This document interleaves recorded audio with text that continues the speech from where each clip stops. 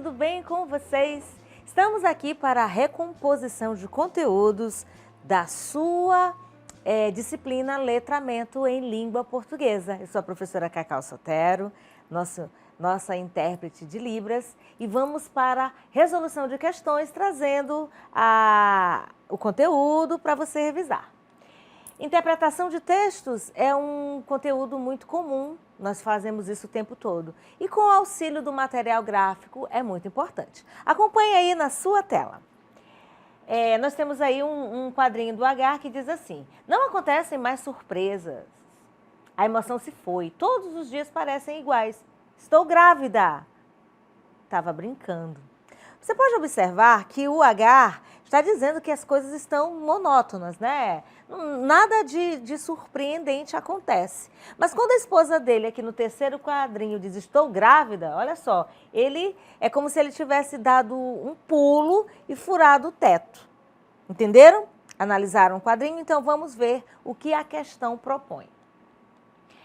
Nós já lemos o texto, então diz assim: considerando a situação, a intenção de Helga no quarto quadrinho, ao dizer estou grávida para o seu marido Agar, foi de aborrecer cada vez mais o marido, demonstrar sua alegria por estar grávida, provocar emoção no marido e brincar com ele, tirar a concentração do marido ou zombar da cara do marido. Bom, ele disse que não tinha nada de surpreendente, né? Tava tudo muito sem graça. Então ela foi e disse que estava grávida, mas na verdade a intenção era provocar emoção no marido e brincar com ele. Compliquei com vocês? Nessa sequência de vídeos com reposição, né, de conteúdos, vamos falar dos elementos da narrativa. São eles que constroem, né, o texto narrativo. Os elementos da narrativa são o tempo, espaço, o narrador, claro, o clímax. E a gente vai ler um texto e ver o que precisamos entender nesse texto narrativo e o que a questão nos propõe. Vamos lá. Beleza total. A beleza de Gertrudes fascinava todo mundo e a própria Gertrudes. Os espelhos pasmavam diante de seu rosto, recusando-se a refletir as pessoas da casa e muito menos as visitas. Não ousavam abranger o corpo inteiro de Gertrudes. Era impossível, de tão belo, e o espelho do banheiro, que se atreveu a isto, partiu-se em 1000 estilhaços. A moça já não podia sair à rua, pois os veículos paravam à revelia dos condutores. E estes, por sua vez, perdiam toda a capacidade de ação. Houve um engarrafamento monstro, que durou uma semana, embora Gertrudes houvesse voltado logo para casa. O Senado aprovou lei de emergência, proibindo Gertrudes de chegar à janela. A moça vivia confinada no salão, em que só penetrava sua mãe, pois o mordomo se suicidara com uma foto de Gertrudes sobre o peito. Gertrudes não podia fazer nada. Nascer assim, este era o seu destino fatal, a extrema beleza. E era feliz, sabendo-se incomparável. Por falta de ar puro, acabou sem condições de vida e um dia cerrou os olhos para sempre. Sua beleza saiu do corpo e ficou pairando, imortal. O corpo já então enfesado de Gertrudes foi recolhido ao jazigo e a beleza de Gertrudes continuou cintilando no salão fechado a 7 chaves. É um texto narrativo, foi contado por alguém, fala de uma personagem chamada Gertrudes, que era tão bela que causou alguns problemas no meio em que vivia, certo? Nesse texto, acompanhamos o destino trágico de Gertrudes, uma mulher que acabou morrendo, porque ela não podia sair, ela tinha que ficar confinada, porque quando ela saía, as pessoas, né, os que ficavam encantados, né, as pessoas ficaram encantadas, né, os homens, com a sua beleza, então isso causava, assim, certo transtorno. Com maestria, o autor se serve da história para tecer reflexões socioculturais, ironizando e criticando o mundo em que vivemos. Qual elemento da narrativa é responsável em apresentar o conteúdo e a trama do texto? Bem, aqui você tem alguns elementos que compõem, que constroem a narrativa. Narrador, personagem, desfecho, enredo e clímax. E nesse texto aí, eu quero o elemento que é responsável em apresentar o conteúdo, ou seja, a história de Gertrudes, que é, claro, o narrador, que não é um narrador personagem. O narrador pode ser só um observador, alguém que vai contar a história sem participar dela, né? Quando participa, é o narrador personagem. Nesse caso, ele só conta a história de Gertrudes. Compliquei?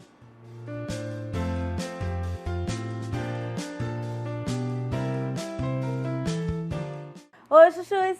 Tudo bem com vocês? Estamos ainda trabalhando a interpretação de textos, considerando os elementos que constroem uma narrativa. Então, o gênero textual é a narração, né? O tipo textual é a narração, o gênero é o conto, pode ser uma fábula, pode ser uma piada. Aqui a gente tem uma historinha, tá bom? Feijões ou problemas.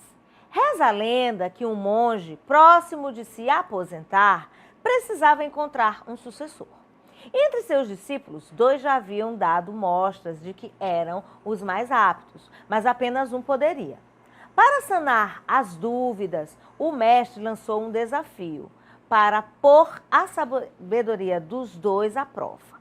Ambos receberiam alguns grãos de feijão que deveriam colocar dentro dos sapatos, para então empreender a subida de uma grande montanha.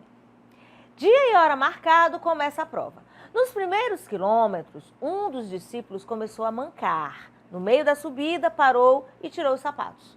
As bolhas em seus pés já sangravam, causando imensa dor. Ficou para trás, observando seu oponente sumir de vista. Prova encerrada, todos de volta ao pé da montanha para ouvir do monge o óbvio anúncio. Após o festejo, o derrotado aproxima-se do vencedor e pergunta como é que ele havia conseguido subir e descer com feijões nos sapatos. Antes de colocá-los no sapato, eu os cozinhei. Carregando feijões ou problemas, há sempre um jeito mais fácil de levar a vida. Problemas são inevitáveis, já a duração do sofrimento é você quem determina. Interessante, né? Esse texto é contado para nós, ele, apesar de ser uma narrativa, é um texto também reflexivo, né? O monge entregou feijões e, sabiamente, um deles cozinhou os feijões para colocá-los nos sapatos. Interessante, né?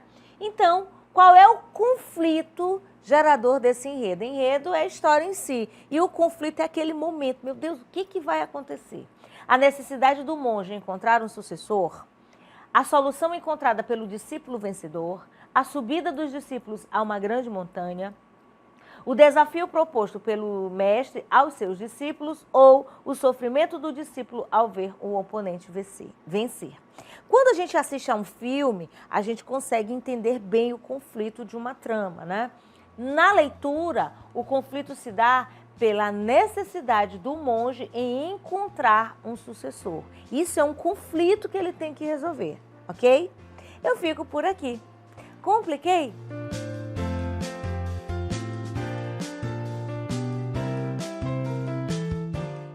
Oi, chuchus! Tudo bem com vocês? Mais uma vez interpretando textos com auxílio de material gráfico. Você tem que observar bem o texto. Aqui a gente tem um cenário, um banheiro e um bebedouro e uma pessoa cadeirante. Olha aí com calma, tá? Essa pessoa cadeirante diz assim, ó, não sou eu, é a porta que está apertada. É uma charge, as charges são textos de cunho humorístico às vezes, sempre trazendo crítica a problemas que a sociedade apresenta. Pode ser também de cunho político, sempre tem uma crítica, sempre tem um assunto onde as pessoas precisam refletir acerca dele, tá bom? Então, observou o texto? Observou as imagens, o que está escrito, né? Um texto misto, tem linguagem verbal e não verbal, aí vamos para a questão. A partir da leitura do texto, nós podemos concluir o quê? Existem locais que não são adaptados para cadeirantes, Existem cadeiras de rodas que passam por portas estreitas. Os bebedouros devem ser colocados próximos aos banheiros. Os bebedouros de locais públicos são acessíveis a qualquer pessoa. Os cadeirantes não podem e nem devem usar os banheiros públicos. Bom, observa que em todas as opções falam ou de banheiro, ou de local público, ou de bebedouro. Porque, vou voltar aqui, na questão do texto, aliás, no texto, que é um texto visual, eu tenho bebedouro, eu tenho banheiro, tá? Pode ser, se tem bebedouro, não é em casa, deve ser um local público, ou pode ser também privado. Mas a grande questão é, os cadeirantes precisam ter acesso aos banheiros, sejam em espaços públicos, sejam em espaços privados, porque os cadeirantes, e há muitos cadeirantes na nossa sociedade, então existe sempre e deve ter um cuidado específico para esse tipo de problema. Então a opção é, existem locais que não são adaptados para cadeirantes, tá bom?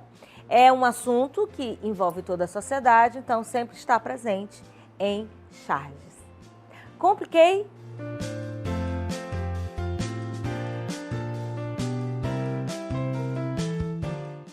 Oi, chuchus!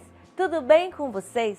Quando falamos e ouvimos pessoas falarem, às vezes algumas falam de um jeito diferente do nosso. E existem até palavras que nós não conseguimos identificá-las, né?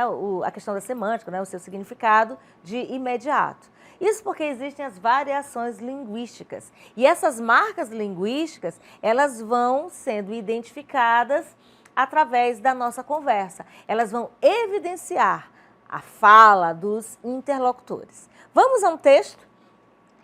Quando vou a São Paulo, ando na rua ou vou ao mercado. Apuro o ouvido, não espero só o sotaque geral dos nordestinos, onipresentes. Mas, para conferir a pronúncia de cada um, os paulistas pensam que todo nordestino fala igual. Contudo, as variações são mais numerosas que as notas de uma escala musical. Pernambuco, Paraíba, Rio Grande do Norte, Ceará, Piauí têm no falar de seus nativos muito mais variantes do que se imagina. E a gente se goza um dos outros, imita o vizinho e todo mundo ri, porque parece impossível que um praiano de beira-mar não chegue sequer perto de um sertanejo de Quixeramobim. Não estranho, né? O pessoal do Cariri, então, até se orgulha do falar deles. Tem uns tes doces, quase um tchê. Já nós, ásperos sertanejos, fazemos um duro ao ou el, de todos os terminais de al ou el, carnaval, Raquel. Já os paraibanos trocam o L pelo R. José Américo só me chamava afetuosamente de Raquel. Esse texto é de Raquel de Queiroz. Bom, a Raquel de Queiroz, uma grande figura do modernismo brasileiro, comenta nesse texto um tipo de variação linguística que se percebe no falar de pessoas de diferentes regiões. As características regionais exploradas no texto manifestam-se na organização sintática, B, no uso do léxico, C, na estruturação morfológica, letra D, na fonologia ou no grau de formalidade. Resposta certa, letra D, fonologia. É justamente quando ela fala do L no final de palavras, como carnaval. A letra L tem o som U, né? Carnaval. Seria carnaval, anel, mil, mas esse carregar do fonema U traz para nós a resposta letra D, questão da fonologia. Compliquei?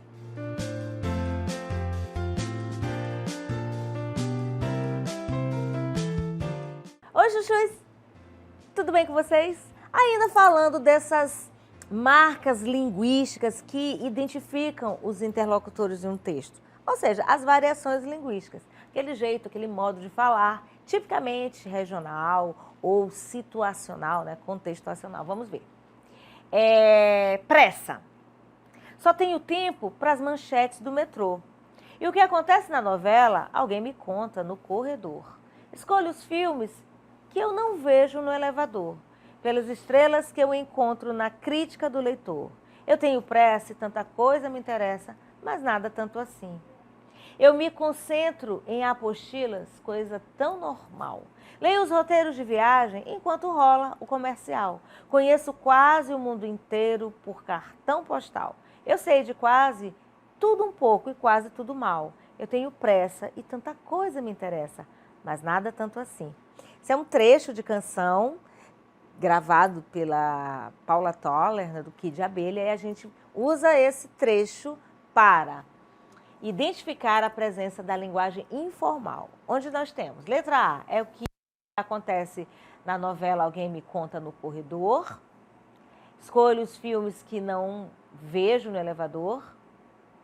Leio os roteiros de viagem enquanto rolo o comercial. Conheço quase o mundo inteiro por cartão postal. Ou eu tenho pressa e tanta coisa me interessa. Fácil demais. Letra C.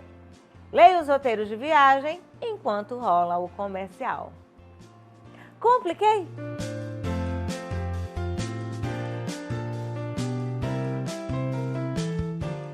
Oi, chuchus! Tudo bem com vocês? Interpretação de texto é muito importante. Seja este texto verbal, não verbal, misto, como é o caso. Aqui a gente tem a tirinha, um outro um outro gênero textual muito comum no nosso dia a dia, né? Nós lidamos isso com linguagem nas mídias, né? Linguagem digital, no livro mesmo, livro didático, no paradidático, enfim, a gente vai acompanhar aqui. A Mafalda diz assim: é incrível a importância do dedo indicador. Um patrão faz assim com o indicador e 3.000 operários vão para a rua. Ah, esse deve ser o tal indicador de desemprego que tanto se fala. Então, assim, ó, a Mafalda usa o dedo indicador e diz que ele tem um poder, né? Porque um só patrão pode fazer com que 3.000 pessoas, 3.000 operários, façam greve.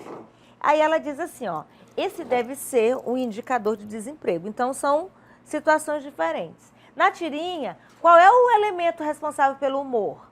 O indicador de desemprego, a indignação de Mafalda no final, a mudança no formato dos balões, a quebra de expectativa no texto ou a inquietude da personagem. Bom, todo o texto, as tiras da Mafalda, por exemplo, as tirinhas, elas sempre têm uma crítica e trazem uma situação que a gente sempre se depara. Então, questão de desemprego, por exemplo, é um assunto que se fala muito, né?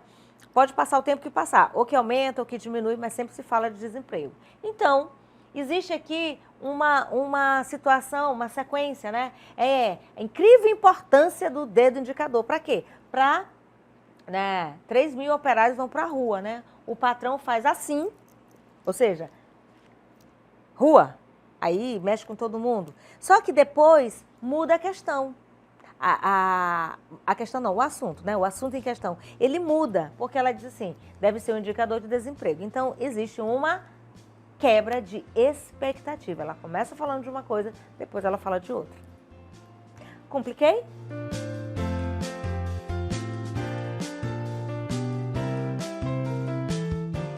Oi, chuchus, tudo bem com vocês? Ainda falando de elementos que constroem a narrativa, vamos fazer a leitura desse texto. O macaco perante o juiz de direito.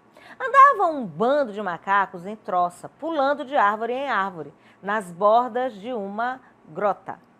Eis senão, quando um deles vê no fundo uma onça que lá caíra. Os macacos se enterneceram e resolvem salvá-la. Na verdade, gente, os macacos se enternecem e resolvem salvá-la, tá? Eu botei o verbo no passado, mas estou lendo de novo.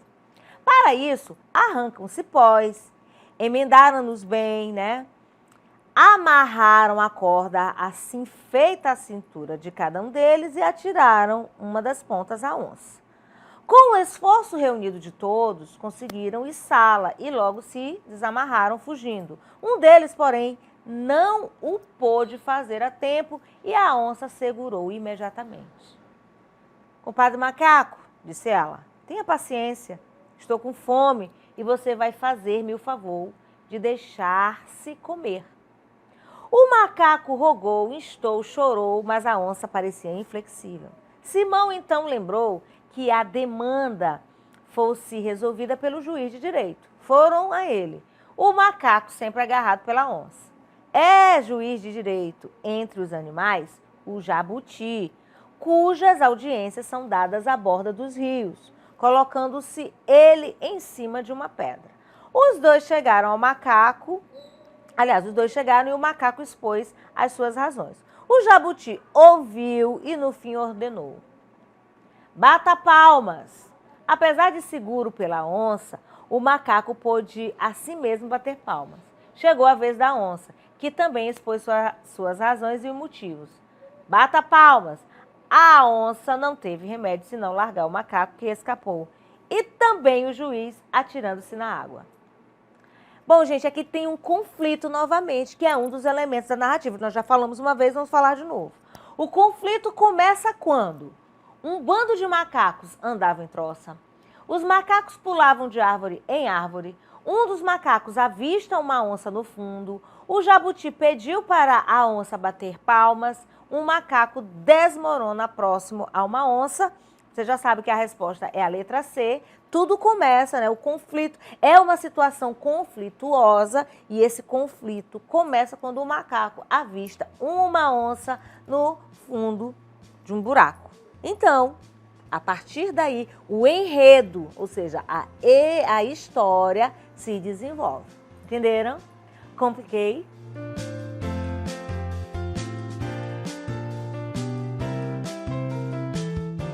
Oi, chuchus, tudo bem com vocês? Mais uma questão sobre elementos da narrativa. Vamos analisar esse texto bem pequenininho? Com base nele, né, nesse texto, indique a alternativa cujo elemento estruturador da narrativa não foi interposto no episódio.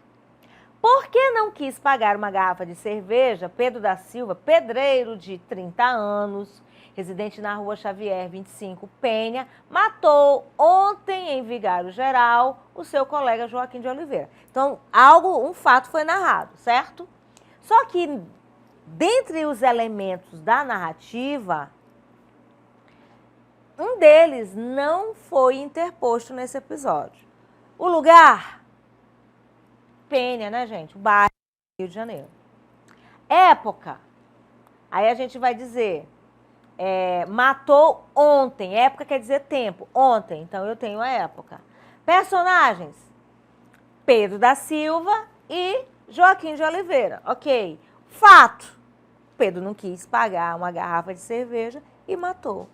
Agora, matou como? De que jeito? Então, o modo não foi interposto aqui nesse episódio, nessa pequena narração. Compliquei?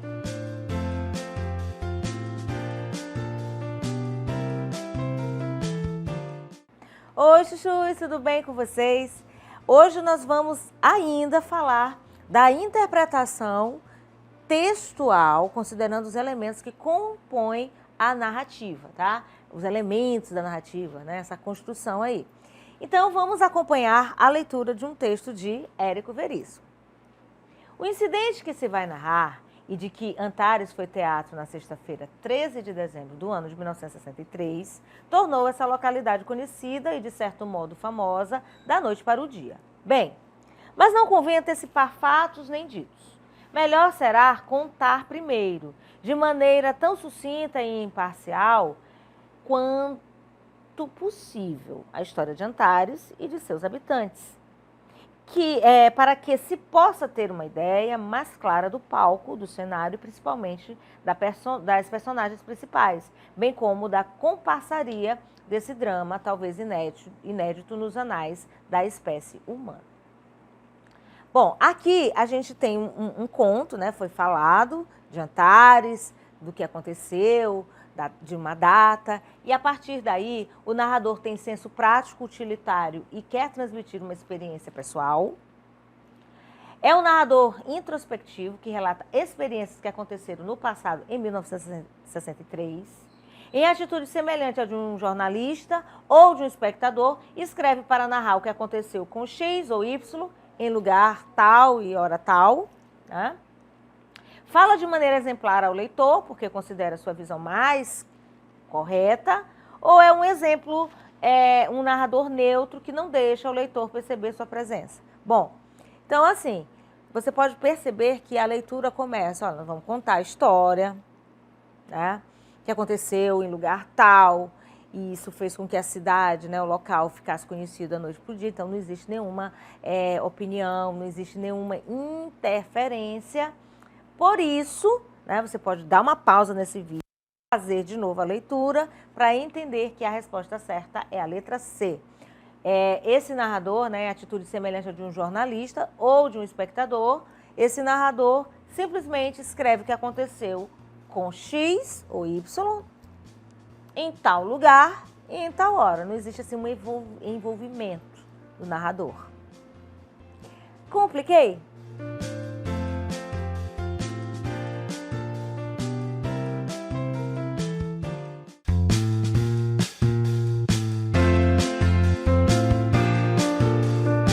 Oi, chuchus, tudo bem com vocês? Estamos numa recomposição de conteúdos de letramento em língua portuguesa. Vamos trabalhar os elementos que constroem uma narrativa, né? As marcas linguísticas que evidenciam os interlocutores de um texto e a interpretação de textos com auxílio de material gráfico. E é justamente com esse quesito, interpretação de textos com auxílio de material gráfico, que começamos a resolução de questões. Aqui nós temos um texto caracterizado por figuras. Observem bem, nós temos peixes, né, 2 peixes, um deles diz assim, não vejo luz no fim do túnel. Observem que lá em cima nós temos um pedacinho de uma vila, né, de uma cidade, e o esgoto, que joga nos rios, né, que a gente tem peixe, pode ser mar também, os dejetos que são descartados ali das casas, né, das vilas. E aí tem assim, de acordo com esse texto, conclui-se que a água impede a visão no túnel, né, uma vez que um dos peixes diz, não vejo luz no fim do túnel, a poluição continuará prejudicando os peixes, o cano possui grande extensão, os moradores da cidade vivem em área de risco e a letra E diz assim, os peixes ficarão cegos devido à poluição. Observamos que as alternativas têm a ver com o cenário, a cidade fica lá em cima, porque poderia ser que os moradores correm risco, porque a gente pode perceber que sei lá, um desfiladeiro, né? um lugar, uma montanha, perto de uma montanha, enfim, algo que possa fazer com que haja um deslizamento de terras. Mas, nesse caso, a resposta certa é a letra B. A poluição vai continuar dando prejuízo aos peixes. Então, a poluição continuará prejudicando os peixes. Compliquei?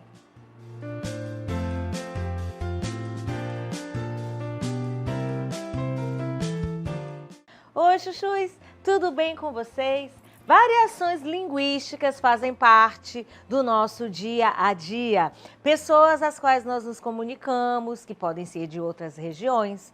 As variações variam em relação a espaço, né? Tempo, forma como as pessoas vivem, né? Os costumes, onde elas moram, enfim. Aqui a gente tem uma letra de canção de Gabriel Pensador e vamos fazer a análise e ver o que a questão quer que nós entendamos.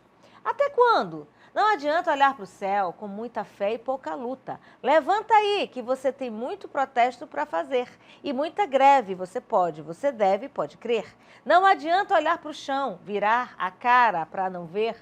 Se liga aí que te botaram numa cruz. E só porque Jesus sofreu, não quer dizer que você tenha que sofrer. Reflexão, né? Um trecho da música do Gabriel Pensador. As escolhas linguísticas feitas pelo autor conferem ao texto o quê? Caráter atual, pelo uso de linguagem própria da internet, cunho apelativo pela predominância de imagens metafóricas, tom de diálogo pela recorrência de gírias, espontaneidade pelo uso de linguagem coloquial ou originalidade pela concisão da linguagem. Então, é uma letra de canção, Gabriel Pensador é muito famoso, sempre traz notícias não, sempre traz ideias de comportamentos na sociedade, questão de cunho político também. E nessa canção que nós acabamos de ler, é a espontaneidade pelo uso da linguagem coloquial, né? Eu vou voltar aqui, você pode ver pro céu, tá? Pra fazer, são marcas de coloquialidade típica da oralidade e informalidade da língua. Oi.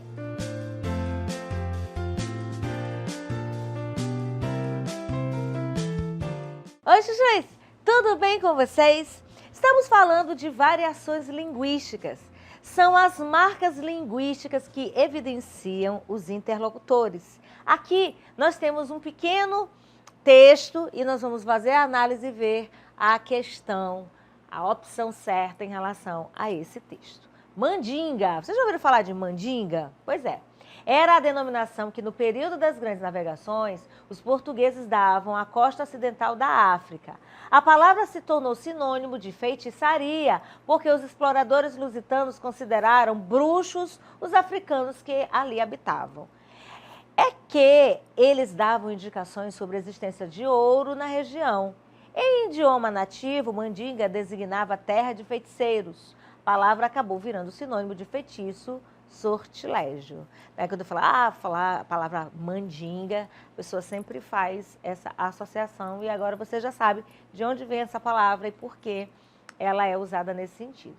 Bom, então nesse caso, né, a gente entendeu aí a etimologia, a origem da palavra mandinga.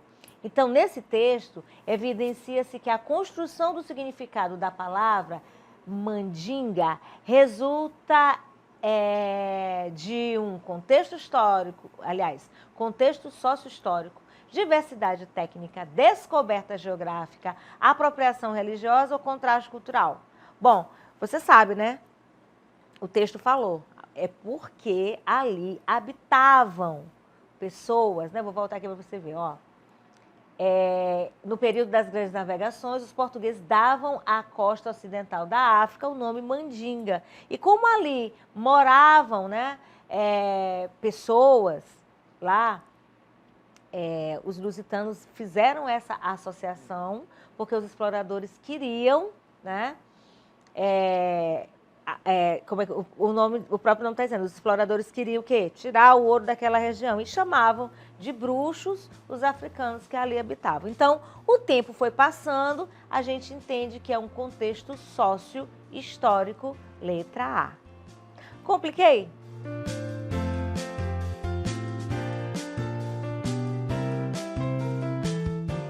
Oi, chuchus, tudo bem com vocês? Para interpretar textos com auxílio de material gráfico, aqui a gente tem né? A gente precisa também conhecer que textos são esses. Nós temos vários que a gente vai falar aqui rapidinho. Bom, no dia 8 de outubro é comemorado o Dia do Nordestino.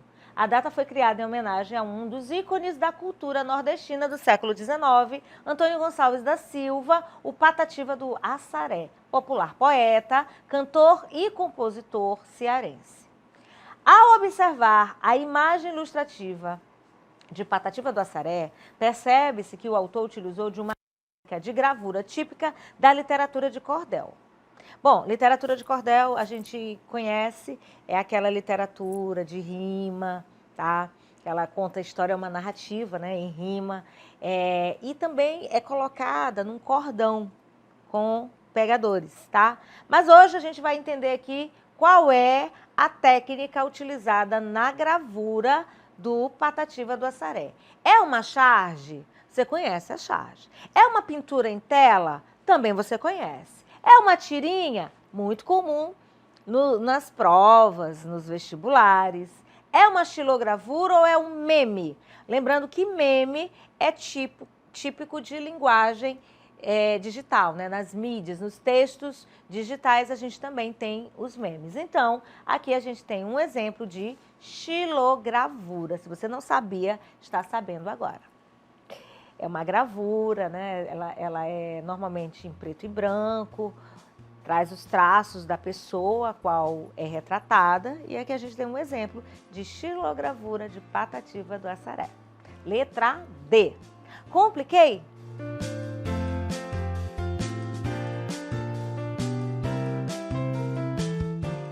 Oi, chuchus, tudo bem com vocês? Interpretação de textos com auxílio de material gráfico. Já vimos tiras, já vimos charges, vimos também xilogravura e agora a gente tem um infográfico. É um texto que tem informações, tem figuras, e esse aqui é sobre a Covid, né? Coronavírus.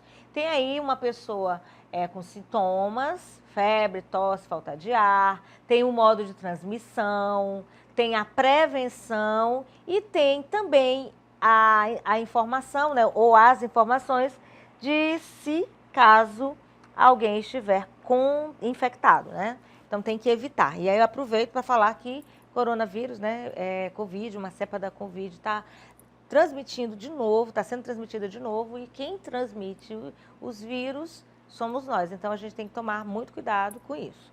Agora, de acordo com o infográfico, é correto afirmar o quê? As pessoas devem procurar se vacinar o quanto antes, isso é uma verdade, mas a gente tem que se basear no que o gráfico traz. As pessoas são responsáveis pela infecção dos animais, os infectados devem permanecer isolados em suas casas, os sintomas demoram até um mês para aparecer, ou não há mais riscos de contaminação. Letra E, não é verdade. Esse cartaz aqui foi muito divulgado, bem especificamente na pandemia, e também a gente tem, eu ia falar duas vezes também, que tomar muito cuidado. Então, letra C, os infectados devem permanecer isolados em suas casas. Às vezes a gente pega uma gripe, né, comum, e sai por aí sem máscara, cumprimentando as pessoas. Não, tudo que é viral tem que ser evitado. Então, permanecer isolado em casa. Compliquei?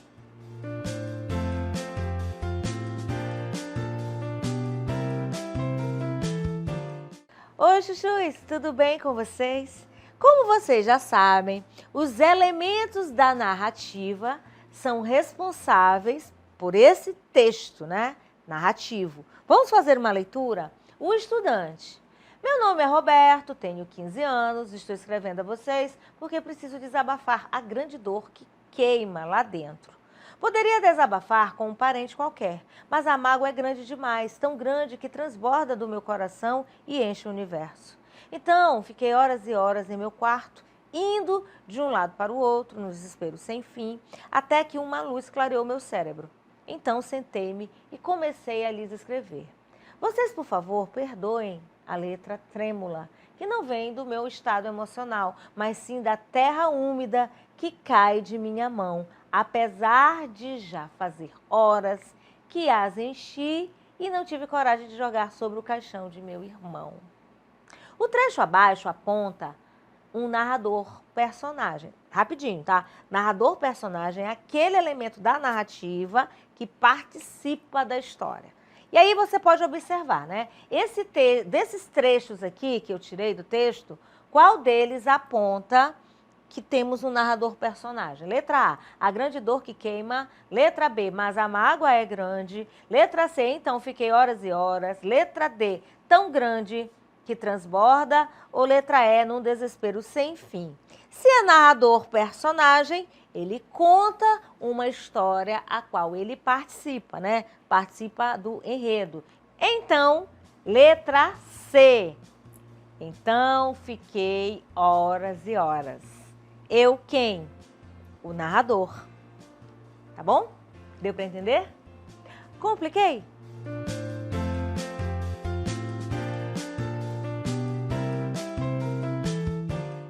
Oi, chuchus, tudo bem com vocês?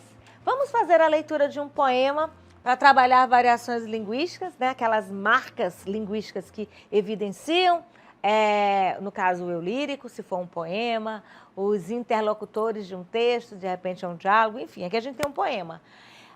Aquele menininho que dizia, professora, eu posso ir lá fora? Mas apenas ficava um momento bebendo o vento azul.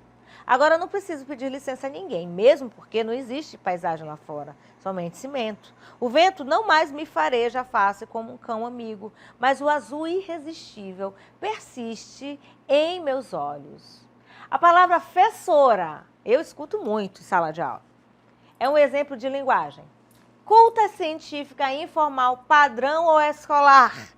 Ela faz parte do ambiente escolar, mas ela não é padrão, nem científica, nem culta, é a linguagem informal, coloquial, típica da oralidade, aquele jeitinho bem meigo que os chuchus falam conosco quando eles querem, sei lá, ir ao banheiro, como é o caso aqui do poeta, do poema que nós acabamos de ler, né, do eu lírico. Ele fala assim, aquele menininho que dizia, era o eu lírico, Mário Quintana. Então, fessora é típico da linguagem informal. Compliquei?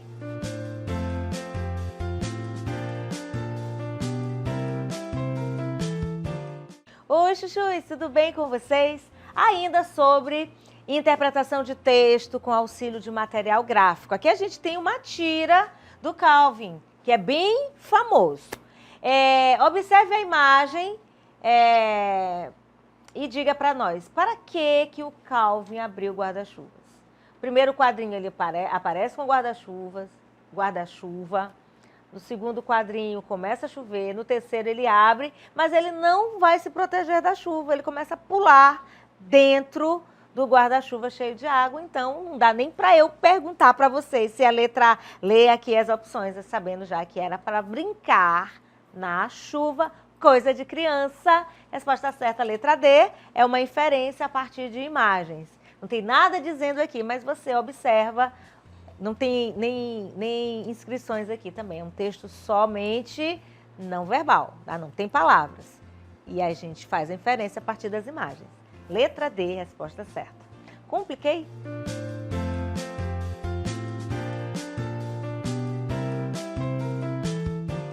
Oi, chuchus, tudo bem com vocês?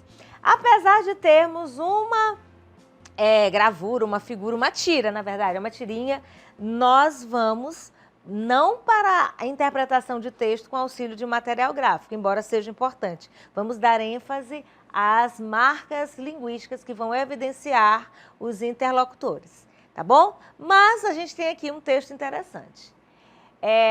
O primeiro interlocutor diz assim: eu não tenho medo de perder o meu emprego por causa do chat GPT. Existem muitas coisas que a inteligência artificial ainda não consegue fazer. Me disseram que o chat GPT nem consegue identificar as fontes das informações que ele encontra na internet. Quem te disse isso? Não lembro. Vê como só, né? A pessoa não lembra nem como ela chegou a essa informação. Isso é típico da linguagem da internet, informações processadas com muita rapidez. Mas a questão diz assim: a expressão me disseram no início do quadrinho é um exemplo de que linguagem? Formal, regional, informal, padrão, oculta. Lembrando que me é pronome oblíquo e nós não devemos iniciar orações com pronomes oblíquos. Portanto, é a informalidade da língua que nos permitem comunicações desse jeito, né? Iniciar frase com pronome oblíquo faz parte da linguagem culta. Então, me disseram é informal, porque na oralidade muita coisa pode acontecer. Compliquei?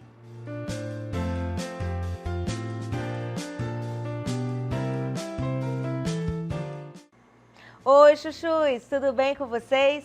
Vamos fazer a interpretação de mais um texto com auxílio de material gráfico, porque a gente tem uma tira. Pina, o que você está programando para as férias? Bem, eu vou sair por aí. Pé na estrada e mochila nas costas, curtir minha independência. Você financia minha independência? Gente, observe que nessa tirinha, a linguagem, ela foi falada do jeito, ela foi escrita do jeito que se fala. A gente escreve que, né? O que você está programando nas férias, tá? Fica atento a isso aí. Mas o comportamento no terceiro quadrinho sugere alguma coisa. Então, a gente se atém ao terceiro quadrinho, você financia a minha independência, sugere essa fala, caridade, entusiasmo, gratidão, interesse ou satisfação. Se ela está pedindo, está ali com todo jeitinho, abraçando, obviamente. Então, você pode perceber que no terceiro quadrinho sugere interesse. Olá, alunos! Estamos aqui nesse momento de estudo.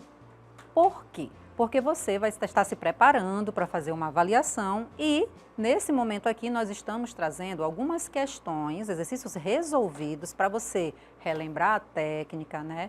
Conseguir resolver problemas que envolvam o mesmo conteúdo e, óbvio, ter um bom resultado na tua avaliação, certinho? Então, nesse momento, né, nós estamos aqui para revisar.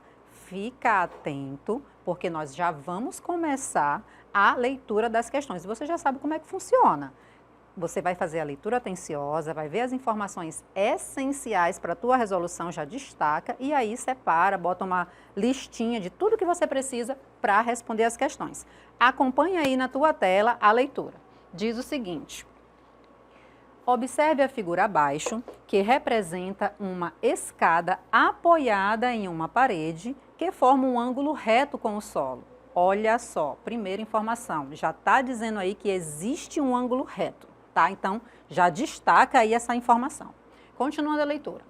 O topo da escada está a 7 metros de altura e seu pé está afastado da parede 2 metros. Então, temos aqui a representação, né, para nós entendermos como é que está a parede em relação à escada e vice-versa, né? E o objetivo da questão, o que a questão está solicitando para nós? A escada mede aproximadamente. Então, veja, eu tenho a informação, o topo da escada, né, a altura aonde essa escada consegue chegar. Eu tenho a informação, distância dessa escada em relação à parede e o objetivo é dizer justamente quanto mede a escada. Detalhe, existe uma palavrinha-chave aqui, o termo aproximadamente. Então, veja, nós não vamos encontrar um resultado exato, tá? Vai ser próximo de uma dessas opções que estão aqui. Vamos lá para a resolução? Olha só, vou colocar aqui, tá, todos os dados da questão e aproveitar para te lembrar que nessa questão, como ele falou que existe um ângulo reto, né, já vou colocar esse ângulo reto aqui, ele falou que a altura é de 7 metros e a distância em relação à parede é de 2 metros. O nosso objetivo é dizer essa informação aqui, ó, que eu vou chamar de x. Então, veja, eu tenho um problema que envolve relações métricas no triângulo retângulo. E, por termos o triângulo retângulo, o que a gente vai fazer? Aplicar o Teorema de Pitágoras. E o Teorema de Pitágoras diz o que mesmo? Hipotenusa ao quadrado igual à soma dos quadrados dos catetos. Quem é minha hipotenusa? Justamente o valor que eu preciso descobrir, tá? E as demais informações são os catetos. Vamos montar. Hipotenusa ao quadrado igual à soma dos quadrados dos catetos. Agora, já tenho a expressão, né, algébrica, já vamos resolver buscando encontrar o valor dessa variável x. Então, eu tenho x ao quadrado igual 7 ao quadrado, 49, mais 2 ao quadrado, 4. X ao quadrado, 49 mais 4, dá 49, se você somar 4 unidades, 50, 51, 52, 53. Pronto. Detalhe. Outro detalhe. Veja que aqui nesse primeiro membro, eu tenho uma variável elevada ao quadrado. Diante disso, para eu descobrir essa informação, eu vou precisar, obviamente, extrair a raiz quadrada. Então, ó, calculando a raiz quadrada dos dois lados, eu vou, né, eliminar o índice com o expoente, sobrou só o x desse lado, e eu tenho esse 53, que não possui raiz quadrada exata, tá? E agora, o que a gente faz? Agora, nós vamos analisar, né, dentro daquelas opções ali, aquela que está mais próxima. Como assim, professora? Olha só, olhando para o número 53, ele está entre alguns quadrados perfeitos. Quais? Eu tenho 7 ao quadrado que dá 49, né? E eu tenho também o 8 ao quadrado, que dá 64. Ah, professora, então eu vou agora fazer um teste. Olha só aqui para as minhas opções. Eu tenho 5 metros, 6,7 metros, 7,3 metros, 9 metros e 14 metros. Por que eu estou te dizendo isso, gente? Olhando para cá, ó, 49, e o outro que eu te falei foi 8 vezes 8, 64. Perceba que a distância, tá, de 49 para 53 é menor do que a distância de 53 para 64. E o que isso tem a ver? Tem a ver que quando eu extrair a raiz quadrada de todos os valores envolvidos, isso vai se manter. E aí, esse raiz de 53 vai estar compreendido entre 7 e 8. Ora, das informações aqui, a única que está dentro dessas condições ser um número entre 7 e 8, aonde é letra C, tá? E já é aqui o nosso gabarito, 7,3 metros. Aqui, gente, o nosso objetivo é fazer o cálculo de maneira que você compreenda, tá? E pelo termo aproximadamente, essa estratégia foi possível. Outras situações pode acontecer, né, que você de fato precise identificar que informação é essa, tá? Então, fica atento, porque a gente vai continuar aí nosso procedimento de resolução e a gente se vê na próxima aula. Tchau, tchau!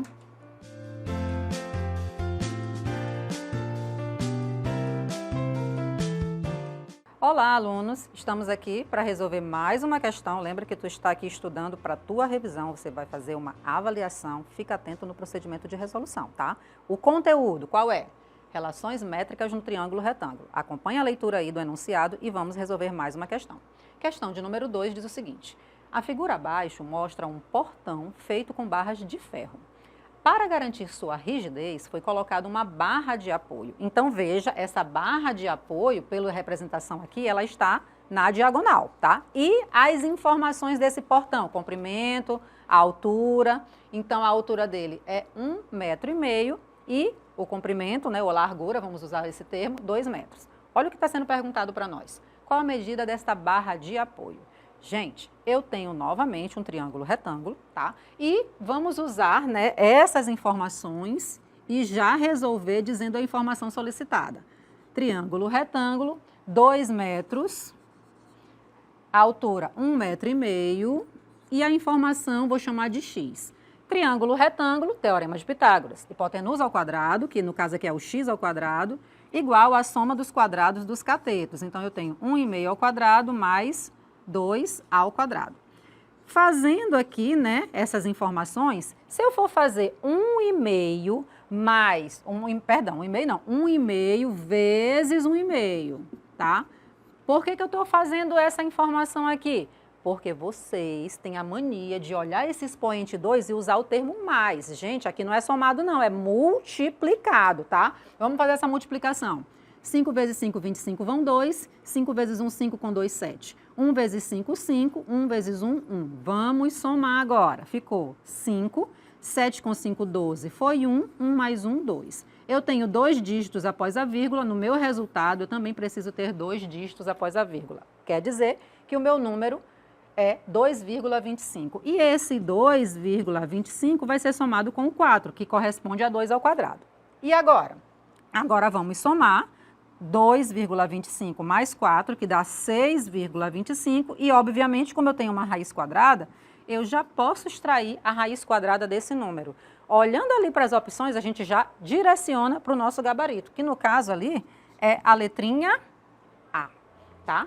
Nosso gabarito, letrinha A, que é justamente o resultado da raiz quadrada de 6,25. Então, a nossa resposta, gabarito, letra A. A gente se vê na próxima aula.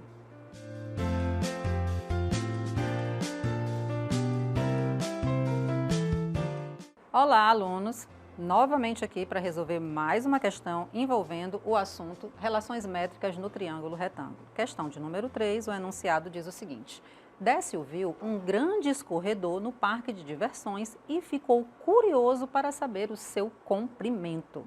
De acordo com as informações da figura acima, O comprimento do escorregador é aproximadamente. Gente, palavra-chave de novo, olha aí.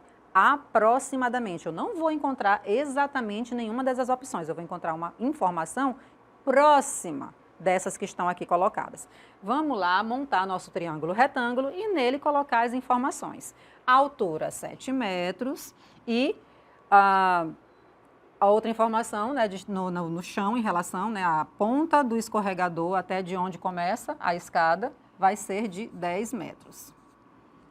Novamente, né, nós temos a aplicação do triângulo retângulo. Então, nós temos hipotenusa ao quadrado igual à soma dos quadrados dos catetos. Aqui, nós temos 10 ao quadrado, 100, 7 ao quadrado, 49, e somada essas informações, eu tenho a raiz de 149. Olhando para o número 149. O número 149, ele está compreendido entre duas raízes. Quais são elas? Eu vou pegar primeiro os valores das raízes, tá? No caso, raízes quadradas, justamente porque aqui o meu objetivo é dizer a raiz quadrada. 149 está entre 144 e está entre 169. Se eu for extrair a raiz desses três valores, eu vou ter como raiz do 144 o 12 e como raiz do 169 o 13. Tá? Então, essa raiz do 149 está entre os números 12 e 13. Olhando para as opções, quem é que se encaixa aí pelo termo aproximadamente? Veja só, mais uma questão aí super fácil para você, tá? Nesse caso, nosso gabarito aqui é letra C, é o valor que se encaixa dentro dessas condições aqui, um número compreendido entre 12 e 13. Espero que você tenha entendido e a gente se vê na próxima aula. Tchau, tchau!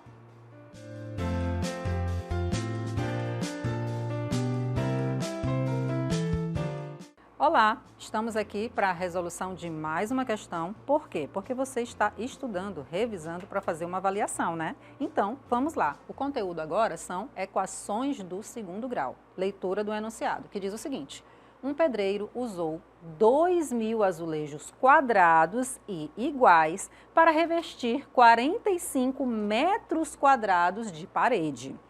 Qual é a medida em centímetro do lado de cada azulejo? Gente, observa, ele deu as informações, quantidade de azulejos, e ele deu uma metragem que corresponde lá à parede. Só que essa metragem, ela foi dada em metro quadrado. A pergunta que foi feita está pedindo uma resposta em uma outra unidade de medida, que no caso aqui, ó, são centímetros, tá? Então, eu já preciso fazer uma conversão de metro quadrado, obviamente, para centímetro quadrado. Então, vamos lá. No caso, eu tenho 45 metros quadrados e eu quero te lembrar justamente sobre a conversão. Por quê? Porque se eu tivesse 1 metro, ele corresponderia a 100 centímetros.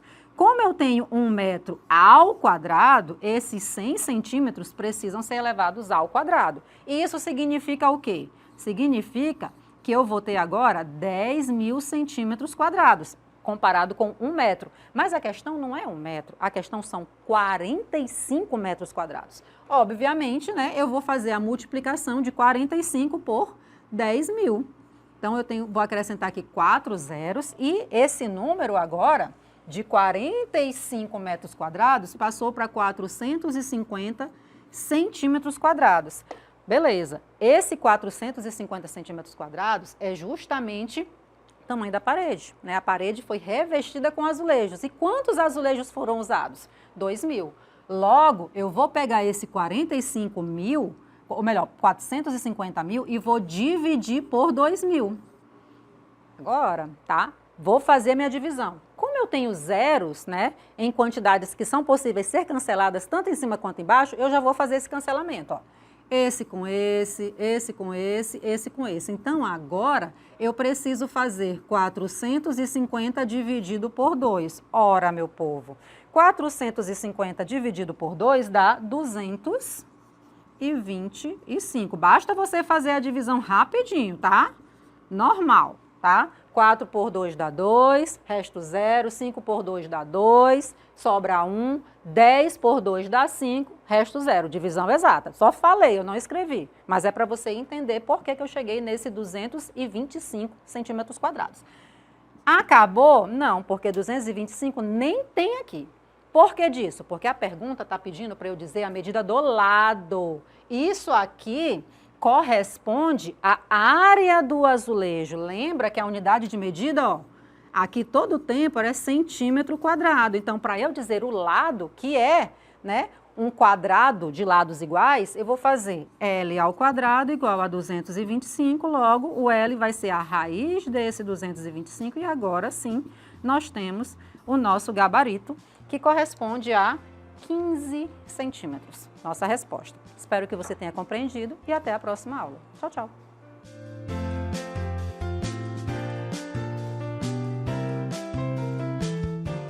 Olá! Estamos aqui para resolver mais uma questão dentro do assunto equações do segundo grau. Acompanhe a leitura comigo aí na tua tela. Diz o seguinte: o lucro L de uma empresa é dado pela expressão L de N igual a N ao quadrado menos 12N mais 32, em que N representa a quantidade em milhares de produtos vendidos.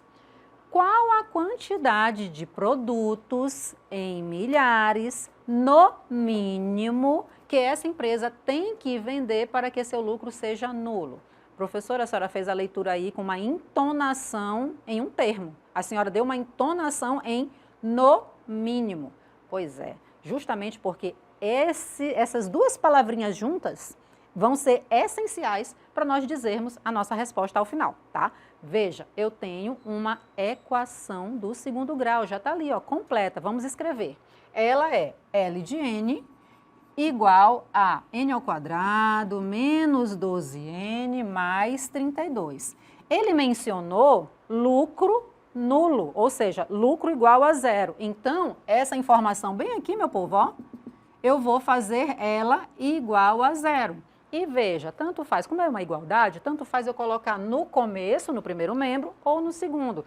Nós estamos mais acostumados a escrever o zero no segundo membro. Então, vamos lá. N ao quadrado menos 12N mais 32 igual a zero. Veja, eu tenho aqui, né, uma equação do segundo grau completa. Consigo dizer os valores de A, B e C. Então, o A é 1, o B menos 12 e o C 32. Por que eu preciso de A, B e C? Eu vou usar Bhaskara, tá? Então, começando pelo discriminante, delta, B ao quadrado menos 4 vezes A vezes C. Substituindo, eu tenho menos 12 ao quadrado menos 4 vezes 1 vezes o 32. O delta vai ser 144, que corresponde a menos 12 elevado ao quadrado, e 4 vezes 1, 4. 4 vezes 32 dá 128. Fazendo a minha subtração aqui, nosso delta deu 16. Agora, vamos atrás das raízes, ou seja, dos valores N' e N duas linhas. Eles são dados por N é igual a menos B, mais ou menos a raiz do delta, dividido por 2 vezes A. Substituindo, tá? Você está acostumado também a aparecer a variável x, tá? Mas aqui, como no problema aparece n, eu já estou usando no lugar do x esse n. Então, ficou menos b, então menos 12. Mais ou menos a raiz do 16, dividido por 2 vezes 1. Então, esse n vai ser o menos, com menos, né? Ficou positivo, 12. Mais ou menos a raiz do 16, 4, dividido por 2. Agora, n' e n duas linhas. O n', nós vamos usar a adição, tá? A soma, 12 mais 4, 16. E 16 dividido por 2 deu 8. Tem 8 ali nas opções, tá? Outra, n duas linhas, 12 menos 4 dá 8. E 8 dividido por 2 deu 4. Eita, e agora? As duas opções aparecem aqui. Como eu te falei, pela leitura, eu fiz uma entonação, né, em duas palavrinhas chaves para o nosso procedimento de resolução. Ó, no mínimo. Então, comparando essas duas raízes, a menor delas é justamente o 4, que é o nosso gabarito. Espero que você tenha entendido e até a próxima aula. Tchau, tchau!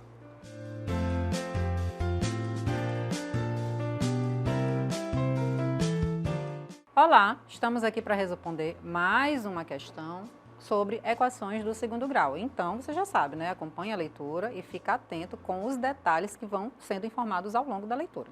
Diz o seguinte, a questão. Uma caixa tem 4 centímetros de comprimento, 5 de largura e 6 de altura. Então, vamos aqui fazer a ideia da caixa logo de saída. Comprimento, largura e altura. 4, 5 e 6. Pronto. Aumentando x centímetro no comprimento e na largura, então ele está fazendo isso aqui, ó, 4 mais x, 5 mais x. E diminuindo 2 centímetros da altura, então lá a altura 6 menos 2, obtém-se uma caixa de mesmo volume. E o nosso objetivo é justamente dizer que número x é esse, tá? Veja, inicialmente eu tinha 4, 5, 6. Depois dos ajustes, né, ficou 4 mais x, 5 mais x e 6 menos 2. Né? Aqui a gente já pode até dizer 4. E agora? Agora vamos fazer a multiplicação. Por quê? Porque ele falou que o volume é o mesmo, tá? Então o volume aqui, 4 vezes 5 vezes 6. O volume, 4 vezes 5 vezes 6, 20 vezes 6 dá 120. E veja a unidade de medida, tá? Ele falou que é centímetro. Então, aqui, centímetros cúbicos. Do outro lado, vou multiplicar também, tá? Então, eu vou fazer 4 mais x, sendo multiplicado por 5 mais x, e isso tudinho multiplicado pelo 4. E veja, eu vou igualar essas duas informações, visto que no enunciado ele disse que, após esses ajustes, o volume permanecia inalterado, tá? Então, vamos lá. Multiplicando, eu vou usar aqui a regra do chuveirinho, 20 mais 4x, chuveirinho de novo, mais 5x mais x ao quadrado, e veja que isso aqui está tudo multiplicado pelo 4. Vamos somar aqui os termos de mesma variável, ficou 20 mais 9x mais x ao quadrado, tudo isso multiplicado pelo 4. Nem vou multiplicar, deixa assim. Por quê? Porque eu não preciso igualar a esse 120. Então, ó, 120 igual a isso. Mas, professora, por que a senhora não multiplicou? Veja, 120 divide 4. Então, eu posso dividir ambos os membros por 4. E na hora que eu divido por 4, os dois membros, aqui já cancela. E aqui eu reduzo, eu baixo esse valor. 120 dividido por 4 dá 30. E isso vai ser igual a 20 mais 9x mais x ao quadrado. Gente, você já sabe, por ser uma igualdade, eu posso alterar a posição dos membros, tudo, e aí não preciso mexer no sinal. Então, eu vou pegar esse segundo membro, vai vir para o lugar do primeiro e vice-versa, o primeiro para o lugar do segundo. Ficou, vou ajeitar também, tá? Ficou x ao quadrado mais 9x mais 20 igual a 30. Agora sim, eu vou trazer esse 30 para o primeiro membro, só ele mexendo no sinal dele, tá? Então, ficou x ao quadrado mais 9x mais 20 menos 30, ou seja, x ao quadrado mais 9x menos 10 igual a 0. E por quê? Deixa eu botar igual a 0 bem aqui. E por que eu fiz isso? Gente, olhando para essa expressão aqui, se eu for tentar resolver usando Bhaskara, eu não vou encontrar nenhuma dessas informações nem próximo, tá? Aqui eu preciso lembrar que eu posso organizar, eu posso fatorar essa expressão. E essa expressão aqui, né, ela pode ser escrita da seguinte forma: x ao quadrado mais x menos 10x. Por quê? Porque, menos x mais 10x. Por quê? Porque menos x mais 10x gera esse mesmo 9x. E o 10, repete, menos 10 igual a 0. Por que você fez isso, professora? Porque eu posso colocar aqui, ó, com esses dois, o x em evidência, e aqui, ó, com esses dois, o 10 em evidência. Então, ficou x que multiplica x menos 1, e do outro, 10 que multiplica x menos 1 também. Veja, como eu tenho x menos 1 se repetindo, obviamente, ele pode ser colocado em evidência agora. E fica x menos 1, que multiplica x mais 10. E isso é igual a 0. Por que disso? Veja, eu não tenho 10 dentre as minhas opções, tá? Mas, por outro lado, eu tenho o 1.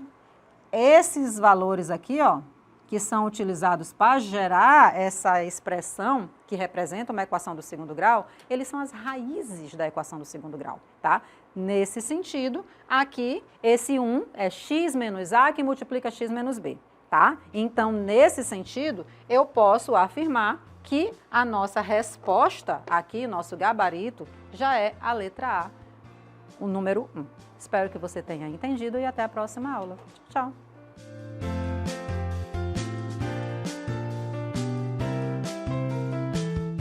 Olá, estamos aqui mais uma vez estudando um conteúdo, você está revisando, acompanhando o procedimento de resolução do assunto equações do segundo grau. E eu trouxe para você uma questão para nós treinarmos aí o procedimento de resolução. Acompanhe a leitura comigo.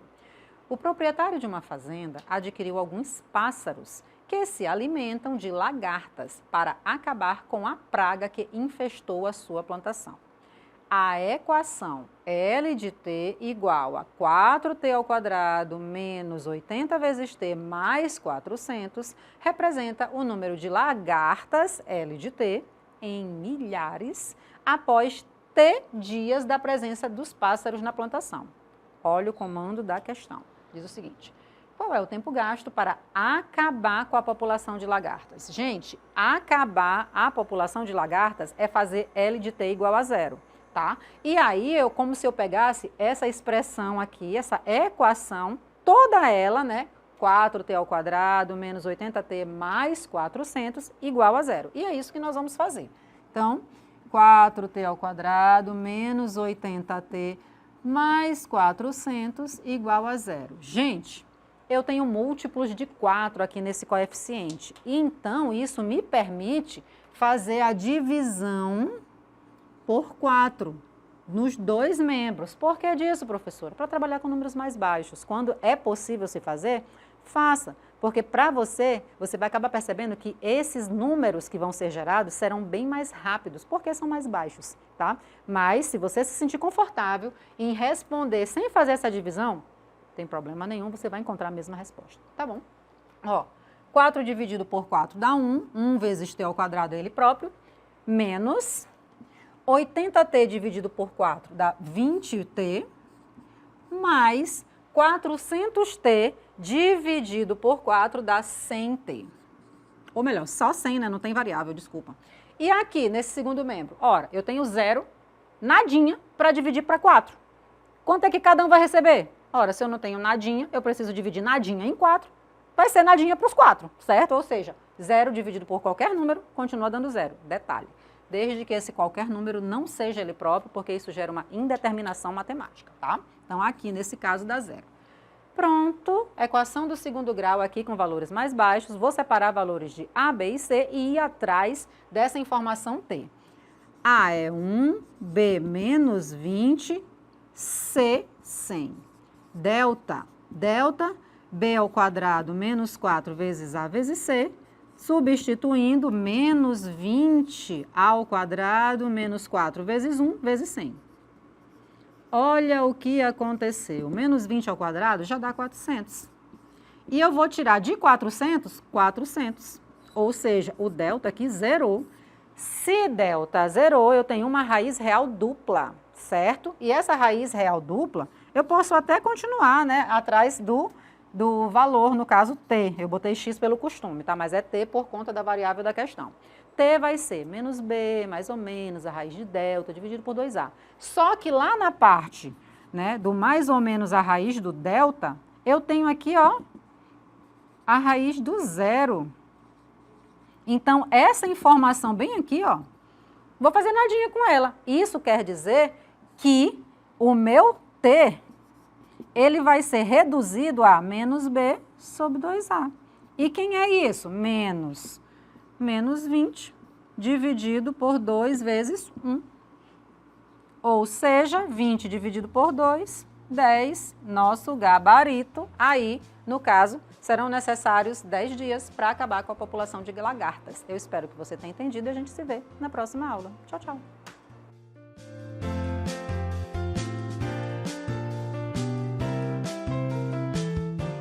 Olá, estamos aqui para estudar, né, o procedimento de resolução de questões envolvendo porcentagem. Acompanhe a leitura aí, porque porcentagem é um assunto muito gostoso de se estudar e de resolver, porque é rapidinho, gente. Então acompanhe aí comigo.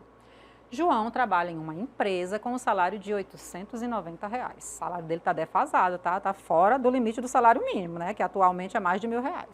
Também não é tanta diferença não, mas já ajuda, tá? Vamos continuar.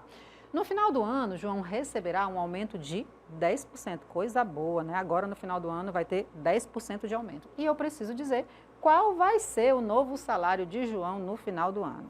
Veja, era R$ 890 e eu vou adicionar 10%, obviamente, em cima de quem? De R$ 890. Então, meu povo, vamos reescrever isso aqui. Esse 10%, vamos escrever na fração 10 por 100 e multiplicar isso por 890, cancelando zeros. Olha só, esse aqui com este e esse aqui com esse aqui. Sobrou quem? 890 para somar com 89. E agora, continha muito difícil, né? Já temos até aqui o nosso gabarito como resultado, que é 979. Nossa resposta. Viu como eu te falei? Que é bem rapidinho, muito simples, muito fácil. Espero que você tenha compreendido e a gente se vê na próxima aula. Tchau, tchau.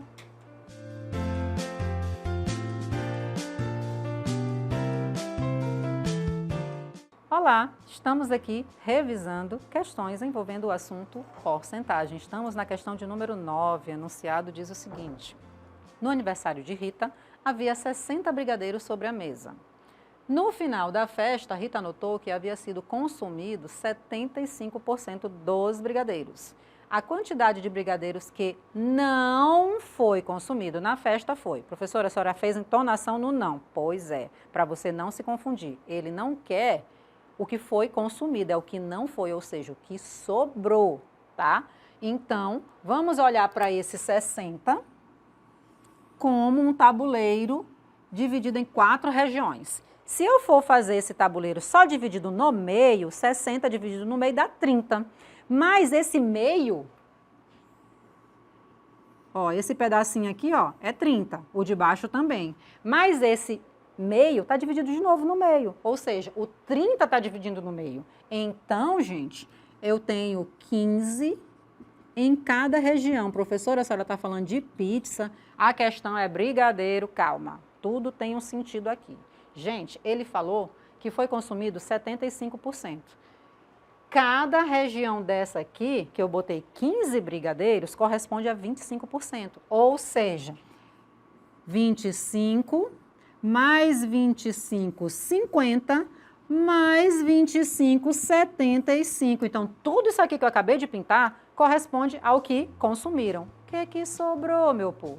Sobraram 15 brigadeiros, que corresponde a 25%. E pronto, nosso gabarito. Espero que você tenha entendido e até a próxima aula. Tchau, tchau.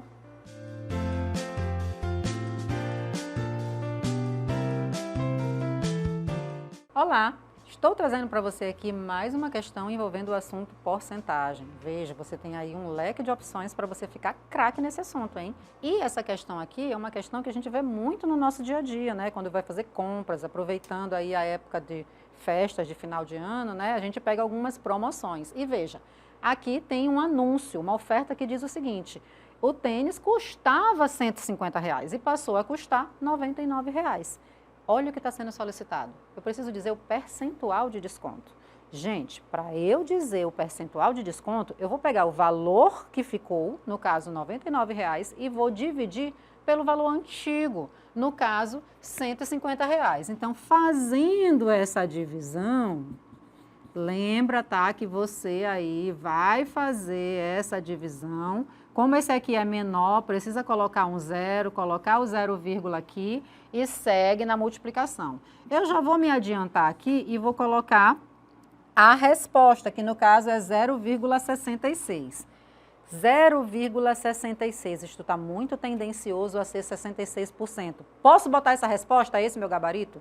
Não, nunca, jamais. Você não está ficando doido, não vai perder uma questão. Por quê?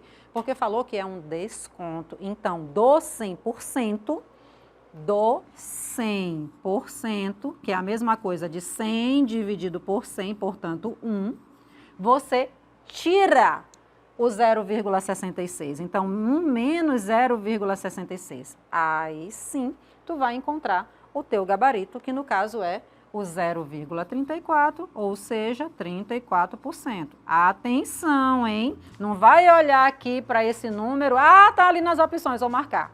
De jeito nenhum, porque você erra, tá? E o objetivo aqui é você ficar craque em porcentagem. Eu espero que você tenha entendido e a gente se vê na próxima aula. Tchau, tchau!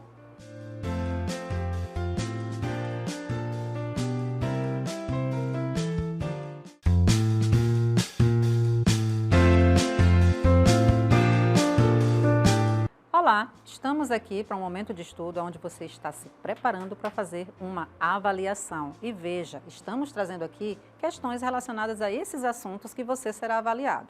Nesse caso, eu estou trazendo aí essa primeira questão com o assunto relacionado de relações métricas no triângulo retângulo. Acompanhe a leitura e vamos para o procedimento de resolução logo em seguida. Diz o seguinte: o portão da entrada da casa do senhor Antônio tem 4 metros de comprimento e 3 metros de altura. Já vou fazer a representação aqui, tá? 4 metros e 3 metros. Pela representação aí, a gente já percebe a presença do ângulo reto. Então, eu já consigo visualizar o triângulo retângulo. Esse que eu coloquei aqui, cujos vértices são A, B e C. Continuando a leitura.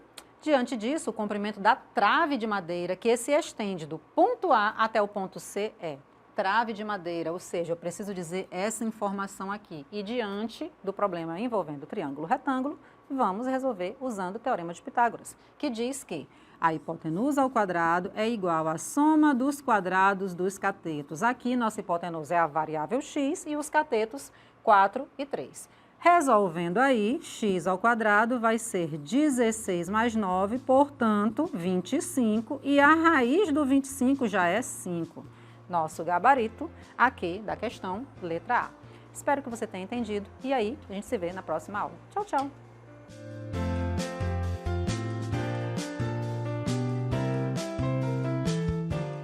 Olá, estamos aqui reunidos para mais um momento de estudo e estaremos estudando questões envolvendo relações métricas no triângulo retângulo. Acompanhe a leitura aí comigo do enunciado que diz o seguinte: em um recente vendaval, um poste de luz quebrou-se a 4 metros e à distância do solo. A parte do poste acima da fratura inclinou-se e sua extremidade superior encostou no solo a uma distância de 3 metros da base do mesmo. Veja, o poste quebrou e aí a parte de cima que quebrou, ela se inclinou e encostou no chão, tá? E eu tenho aí tamanhos referentes a o pedaço que sobrou do poste e a ponta do poste no momento que encostou do solo, né? De onde o poste iniciava até onde ele encostou. Eu preciso dizer justamente isso. A parte que inclinou, qual é o tamanho desse pedaço do poste. E veja, aqui a altura 4 metros, largura, né, distância em relação ao ponto que o poste se inclinou e caiu, né, encostou no solo, é de 3 metros. Já estou com tudo montado aqui, ó. Temos um triângulo retângulo. Nosso objetivo é dizer quanto vale x. E aí, novamente, aplicaremos o Teorema de Pitágoras. Hipotenusa ao quadrado é igual à soma dos quadrados dos catetos. A hipotenusa é x, os catetos 4 e 3, então fazendo 4 ao quadrado 16, 3 ao quadrado 9, somando dá 25 e eu preciso da raiz quadrada de 25, que dá 5. Nosso gabarito. Então, eu espero que você tenha entendido e a gente se vê na próxima aula. Tchau, tchau!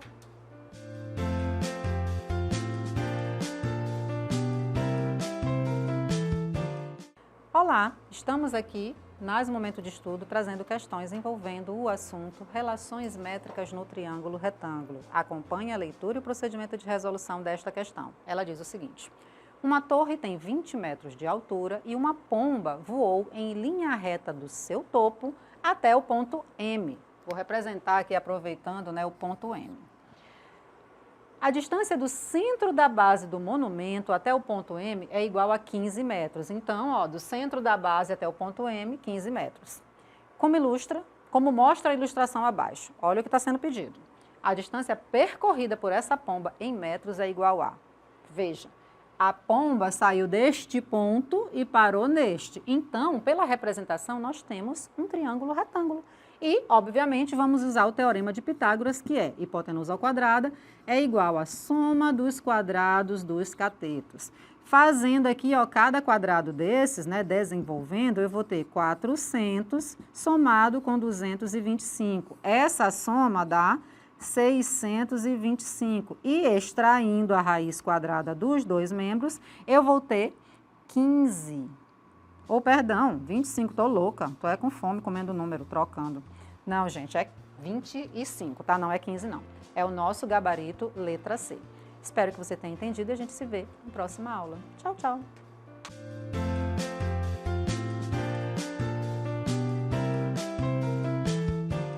Olá! Estamos aqui para resolver mais uma questão porque você está se preparando para fazer uma avaliação, né? Então, assunto, equações do segundo grau e acompanhe a leitura comigo do enunciado que diz o seguinte.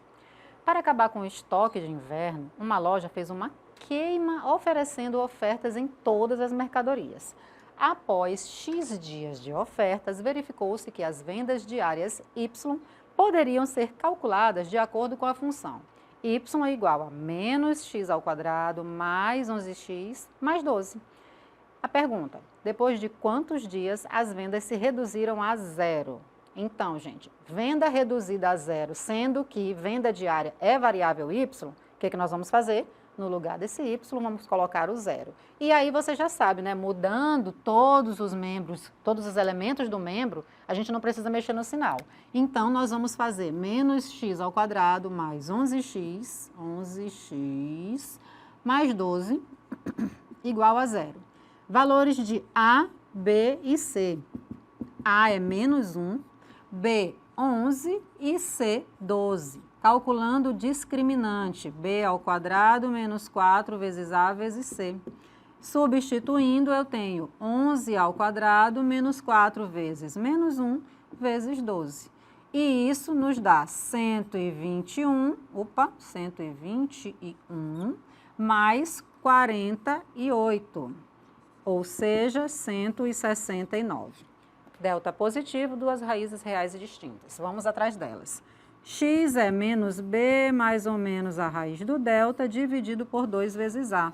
Substituindo, eu tenho menos 11 mais ou menos a raiz do 169, que é 13, dividido por 2 vezes menos 1. Olha, aqui eu tenho x' e eu tenho x duas linhas. X' menos 11 mais 13 dividido por menos 2. X duas linhas menos 11 menos 13 dividido por menos 2. Gente, quero chamar a tua atenção que a situação aqui é de venda. E não faz sentido falar, né, em informação negativa. Por quê? Porque menos 11 mais 13, né, dá 2. E 2 dividido por menos 2 dá menos 1. Isso aqui, ó, não faz o menor sentido para a situação em questão, tá? Número negativo não faz sentido. Vamos atrás da informação positiva.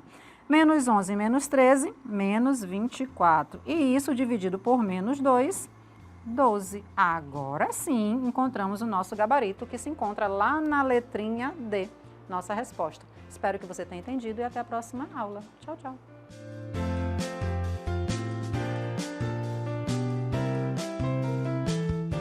Olá! Estamos aqui para mais um momento de estudo, onde estamos resolvendo exercícios envolvendo o assunto equações do segundo grau. Acompanhe a leitura comigo e vamos, na sequência, passar para o procedimento de resolução. Diz o seguinte: o movimento de um projétil lançado para cima verticalmente é descrito pela equação y é igual a menos 40x ao quadrado mais 200x. A altura máxima atingida por esse projétil é... Gente, todas as vezes que a gente tem a equação do segundo grau e nós precisamos falar de valores de máximo ou valores de mínimo, nós precisamos estar atento às informações do vértice, o x do vértice e o y do vértice. No caso, como eu tenho uma parábola de concavidade voltada para baixo, o valor máximo, a altura máxima que ele alcança é o y do vértice. E esse y do vértice, ele é dado por menos delta sobre 4a. Resta, então, separar os valores de A, B e C, calcular o valor de delta e substituir nessa informação aqui, menos delta sobre 4A. Vamos lá? Olha só, A menos 40, B 200 e cadê o C? Não tem. Quando não tem, zero, tá? Então, substituindo, eu tenho 200 ao quadrado menos 4 vezes menos 40 vezes zero. Então, ó, isso aqui tudinho já é zero, sobrou 200 ao quadrado, que dá 40.000. Pronto. 40.000 é o delta. Nós já vamos substituir lá na informação do y máximo, que é menos delta. Então, menos 40.000 dividido por 4 vezes menos 40. Ó, aqui você escolhe, tá? Você pode fazer a multiplicação ou pode fazer a redução, fica a seu critério. Você sabe que eu gosto muito de trabalhar com números mais baixos. Então, eu, Renata, já vou aqui dividir por 4, que vai ficar 10.000. E aqui dividido por 4, que fica 1. Então, gente, a minha continha, vou separar bem aqui, a minha continha, y máximo, vai ser menos 10.000 dividido por menos 40. Cortando os zeros, eu vou encontrar aí 250 metros. Lembra, tá?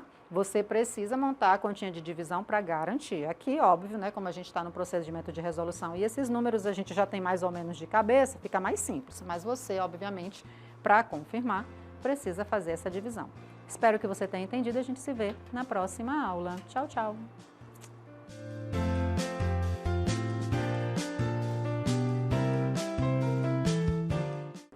Olá, estamos aqui para resolver mais uma questão envolvendo o assunto equações do segundo grau. Acompanhe a leitura comigo, que diz o seguinte: a partir do instante que foi identificado um vazamento em um tanque de água, ou seja, T igual a zero, os técnicos afirmaram que a quantidade total em litros de água no tanque, indicada por Q de T, após T horas de vazamento, seria dada pela função Q de T igual a T ao quadrado menos 24T mais 144, até o instante em que Q de T é igual a zero. Dividindo-se o total de água no tanque no instante em que o vazamento foi identificado pelo total de horas que ele levou para esvaziar totalmente, conclui-se que o escoamento médio nesse intervalo, em litros por hora, foi igual a... Gente, temos aqui, né, essa expressão e detalhe, ele disse que o vazamento começou, o tanque estava cheio e quando ele esvaziou totalmente é porque nós encontramos o Q de T igual a zero, tá? Então, precisamos saber o tempo que esse tanque leva para esvaziar, justamente porque ele está aqui, ó, dentre as informações que serão usadas para nós dizermos a resposta, tá? Então, vamos inicialmente fazer Q de T igual a zero. Quando eu faço Q de T igual a zero, eu tenho uma equação do segundo grau. E aí já separo os valores de A, B e C. A é 1, B menos 24, C 144. E já vou atrás do cálculo do discriminante. Delta, B ao quadrado menos 4 vezes A vezes C. Fazendo as substituições, o delta vai ser menos 24 ao quadrado, menos 4 vezes 1 vezes 144. Veja que aqui, ó, atenção, nós estamos trabalhando com valores altos, então não vá se enrolar, tá? Se for necessário, monte a continha aí do lado para você não se confundir e não colocar números equivocados, tá? Então, menos 24 ao quadrado dá 576. E quando eu multiplico o 4 por 1, dá ele próprio. E 4 vezes 144 também dá 576. Ou seja, o delta aqui deu zero. Quando eu encontro o delta zero, significa que a nossa raiz, ela é, né, mais fácil de ser encontrada. Por quê? Ao invés de eu fazer, vou usar o t aqui, né, que é a variável usada, t é igual a menos b mais ou menos a raiz do delta, que é zero, dividido por 2 vezes a. Essa informação aqui, ó, nem vou usar porque eu tenho raiz do zero, que é o próprio zero. Então, esse t já vai ser menos 24, dividido por 2 vezes 1. Ou seja, 24 dividido por 2, que dá 12. Ora, isso aqui quer dizer o quê? O tanque leva 12 horas até o seu escoamento total, esvaziou total, tá? O tempo que leva isso, 12 horas. E a questão, ela está pedindo para nós, né, encontrarmos também, né, esse tempo que o tanque cheio, né? Quantos litros tem nele? Quando iniciou o vazamento, aquele tempo começou a contar. O tempo de 12 horas começou a contar. Mas, antes de iniciar, eu posso calcular fazendo t igual a zero também. Quando eu faço t igual a zero, ó, bem aqui nessa informação eu vou ter zero ao quadrado.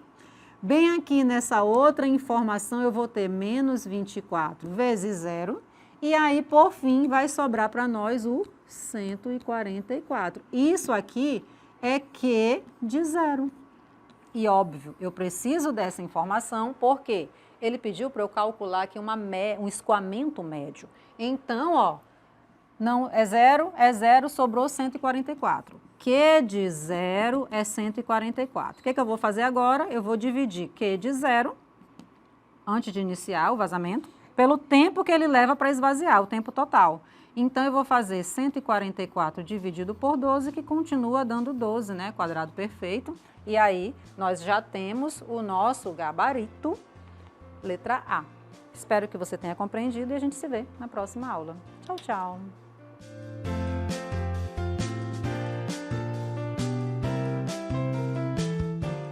Olá! Estamos aqui para apresentar para vocês mais um procedimento de resolução envolvendo o assunto porcentagem. Questão de número 7, enunciado, diz o seguinte. Veja abaixo a oferta no preço de uma bolsa. Ela era R$ 120 e ela passou a estar por R$ 90. Eu preciso dizer o desconto, o percentual de desconto. Então, para eu identificar o percentual de desconto, eu vou pegar o preço que ficou, dividir pelo preço atual. Tá? Já cortei zeros porque estão na mesma quantidade numerador e denominador e vou fazer a minha divisão de 9 por 12, tá? Lembra que você precisa fazer essa divisão de 9 por 12. Isso vai dar 0,75. Lembra que como 9 é menor, né? Já coloco um 0, coloco 0 aqui também e aí passa para o procedimento de resolução, tá? Aqui já estou colocando o valor. Ah, encontrei 0,75, mas nem tem isso nessa opção. E mesmo que tivesse, não era a nossa resposta, tá? Por quê? Porque eu preciso tirar de 100% os 75%. Ora, 0,75 é 75 sobre 100, que é 75%. Esse resultado aqui é que é o nosso gabarito, que no caso corresponde a 25%, e temos aí como opção a letrinha D, nossa resposta. Espero que você tenha compreendido e a gente se vê na próxima aula. Tchau, tchau!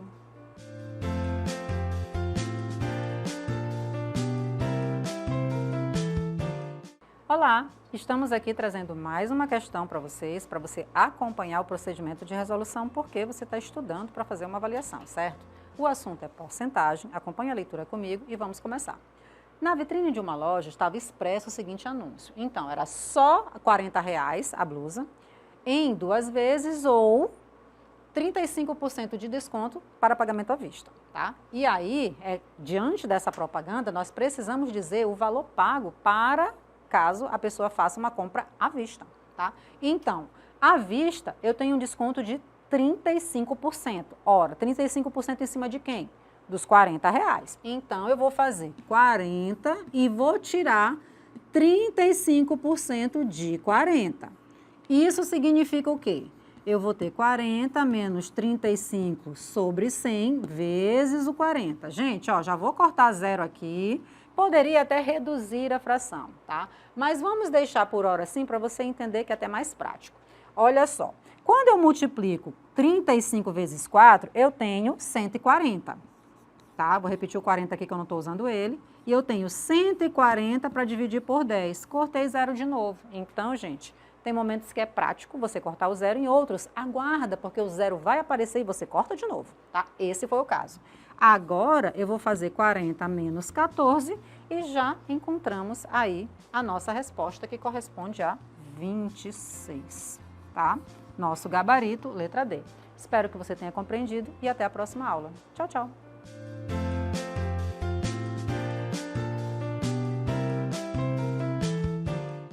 Olá, estamos aqui para trazer mais uma questão, procedimento de resolução para você e eu espero que você acompanhe a leitura de forma atenciosa para que a gente possa passar para a resolução. Diz o seguinte o enunciado. A tapioca é o nome de uma iguaria tipicamente brasileira de origem indígena tupi-guarani, feita com a fécula extraída da mandioca, também conhecida como goma de tapioca, polvilho. Era vendida em uma barraca à beira da praia nordestina por R$ 1,60 e aumentou para R$ 2,00. Esse aumento em termos percentuais foi de... Gente, você estava acostumado a responder questões envolvendo descontos, aonde você pegava o valor atual, dividia pelo valor antigo, certo? Aqui eu vou continuar fazendo esse procedimento. Valor atual dividido pelo valor antigo. Só que lá no desconto, você fazia 1 menos o resultado que você encontrou. Aqui é o contrário. Você vai pegar esse resultado e dele você vai tirar 1. Tá bom? Por quê? Porque houve um aumento e não um desconto. Certinho? Então, vamos fazer R$ 2,00 dividido por R$ 1,60. Gente, quando você faz essa divisão, você já encontra R$ 1,25. Tá? Para acelerar, tá? Não esqueça que você vai fazer essa continha aqui, ó. Lembra que tem um número com vírgula, você precisa eliminar essa vírgula, tá certo? E para eliminar essa vírgula, o que você vai fazer? Vai sair multiplicando por 10, tá bom? Então, ao multiplicar por 10, aqui acrescenta um zero e essa vírgula some. Aí sim, você começa a fazer o procedimento de divisão, tá? E gera como resposta 1,25. Beleza, 1,25. Então, agora eu vou fazer 1,25 menos 1. Por que 1? Lembra que esse 1 corresponde a 100 sobre 100, tá? E aí, quando você faz essa subtração, você encontra 0,25. E 0,25 já é 25%. Nosso gabarito está na letra A. Espero que você tenha compreendido. A gente se vê na próxima aula. Tchau, tchau!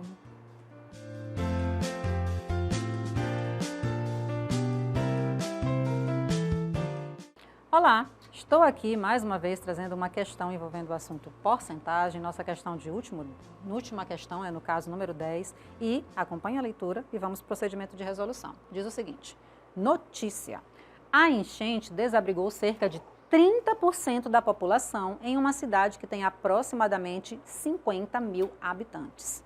De acordo com a notícia, o número de habitantes desabrigados são... Gente, eu preciso dizer exatamente quanto corresponde esse percentual de 30%. Então, meu povo, eu vou pegar esses 50 mil e vou calcular 30% dele.